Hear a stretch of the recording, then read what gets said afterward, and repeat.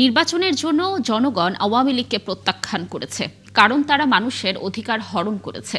মাগুরা নতুন বাজার চঞ্চল গোসাইয়ের আশ্রম পরিদর্শনের সময় সাংবাদিকদের প্রশ্নের জবাবে কথা বলেন প্রধান উপদেষ্টার প্রেস সচিব শফিকুল আলম।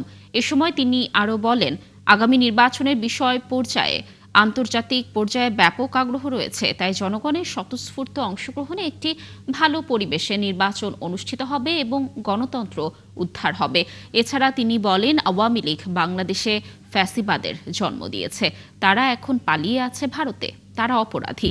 সেই অপরাধীদের দেশে পাঠানোর বিষয়ে চিঠিও পাঠানো হয়েছে।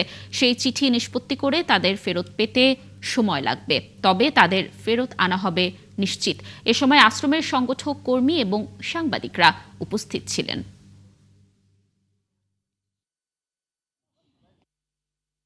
তার প্রথমে যখন তারা পালিয়ে গেলেন, তারপরে একটা নোট ভার্বাল দেওয়া হয়েছিল, তারপরে যখন কনভিকশন হলো যে মৃত্যুদণ্ড দেওয়া হলো, সেই ক্ষেত্রেও আমরা তাদেরকে ফেরত চেয়ে চিঠি দিয়েছি। এটা একটা প্রক্রিয়ার মধ্যে যায়, তো ফলে অনেক সময় নেয়। বাট আমরা আশাবাদী এক সময় না এক সময় শেখ হাসিনা এবং আসাদুজ্জামান কামাল কে দেশে ফিরতেই হবে, এবং যারা যারা আওয়ামী লীগের যারা যারা গুম খুনে জড়িত ছিলেন, পালিয়ে আছেন, সবাইকেই বাংলাদেশে এনে তাদের বিচার করা হবে।